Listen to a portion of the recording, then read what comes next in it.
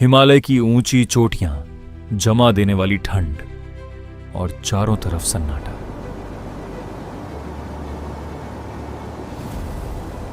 लेकिन 1962 की उस सुबह इस सन्नाटे के पीछे एक ऐसा तूफान छिपा था जिसने भारत के इतिहास को हमेशा के लिए बदल दिया। क्या आप जानते हैं कि जब हमारे सैनिक बर्फ की वादियों में खून बहा रहे थे, तब दिल्ली के आलीशान कमरों में बैठी सरकार असलियत से कितनी दूर थी?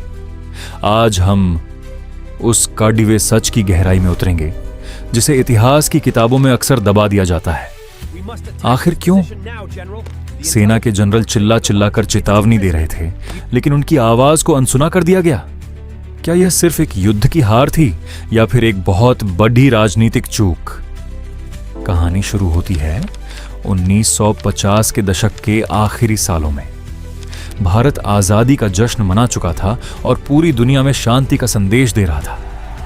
हिंदी चीनी भाई भाई के नारे गूंज रहे थे, लेकिन उसी वक्त हिमालय के दूसरी तरफ कुछ और ही पक रहा था। इंटेलिजेंस ब्यूरो की रिपोर्टें चीख चीख कर कह रही थीं कि चीन सड़ ढकें बना रहा है, चौकियां बना रहा है। लेकिन दिल्ली पंचशील के सपनों में खोई थी। मेजर जनरल थिमैया और जनरल पीएन थापर जैसे अनुभवी अफसरों ने बार बार फाइलें भेजी। उन्होंने साफ कहा था, हमारी तैयारी शून्य है, हमारे पास न जूते हैं, न हथियार और न ही पर्याप्त रसद। लेकिन रक्षा मंत्री वीके कृष्ण मेनन का जवाब क्या था? उन्हें लगता था कि एक कम्युनिस्ट देश दूसरे समाजवादी देश पर हमला कभी नहीं करेगा। क्या आपको यकीन होता है? देश की सुरक्षा सिर्फ एक अंदाजे पर टिकी थी। जैसे जैसे 1962 करीब आया, तनाव बढ़ता गया।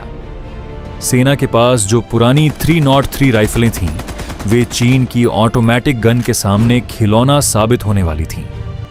ब्रिगेडियर जॉन दलवी ने अपनी रिपोर्ट में लिखा था कि हम मौत के मुंह में जा रहे हैं, लेकिन उनकी इस चेतावनी को नकारात्मकता कहकर ठुकरा दिया गया। यहां एक बद्दा सवाल खड़ा होता है, क्या सेना की सलाह को राजनीति के अहंकार ने कुचल दिया था? अक्टूबर 1962 चीन ने हमला कर दिया और तब शुरू हुआ वो खौफनाक मंजर। हमारे जवान सूती कपड़ों में 14,000 फीट की ऊंचाई पर -, डिग्री तापमान में दुश्मन का सामना कर रहे थे। सोचिए, एक तरफ आधुनिक मशीनगनें थीं और दूसरी तरफ भारतीय सैनिक जिनके पास लड़ने के लिए गोला बारूद तक खत्म हो रहा था। नेफा, जिसे आज हम अरुणाचल प्रदेश कहते हैं, वहां की सुरक्षा पूरी तरह चरमरा गई थी। लेकिन सबसे हैरान करने वाली बात अब आती है। जब युद्ध चरम पर था, तब भी वायुसेना का इस्तेमाल करने से मना कर दिया गया। क्यों? क्योंकि सरकार को डर था कि चीन बड़े शहरों पर बमबारी कर देगा। सेना के टॉप जनरल्स ने हाथ जोड़कर विनती की कि हमें हवाई मदद दें, लेकिन राजनीतिक नेतृत्व ने अपनी हिचकिचाहट नहीं छोड़ दी।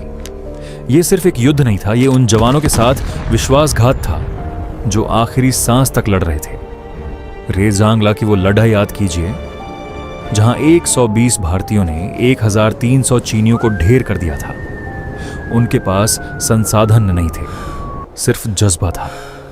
अगर उन्हें सही समय पर वो हथियार और बैकअप मिला होता जिसकी मांग सेना के अफसर सालों से कर रहे थे, तो क्या आज लद्दाख और अरुणाचल का नक्शा कुछ और होता?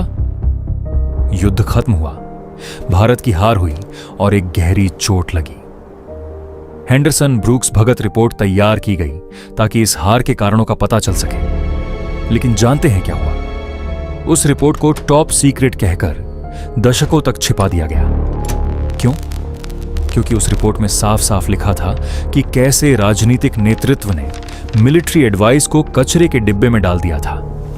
आज 60 से ज्यादा साल बीत जाने के बाद भी यह सवाल हमें कचोटता है, क्या हमने उस गलती से कुछ सीखा है?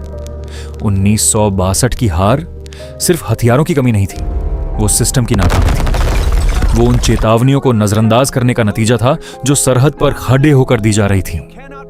इतिहास गवाह है, जो देश अपने सैनिकों की सलाह और दुश्मन की नीयत को पहचानने में चूक करता है, उसे उसकी कीमत दशकों तक चुकानी पद्धति है। क्या आपको लगता है कि आज भी नौकरशाही और राजनीति के बीच का यह गैप खत्म हो गया है, या फिर हम आज भी किसी और अनदेखी की तरफ बरच रहे हैं? कमेंट्स में अपनी राय जरूर बताएं, क्योंकि इतिहास सिर्फ पारखने के लिए नहीं, सीखने के लिए होता है। जय हिंद।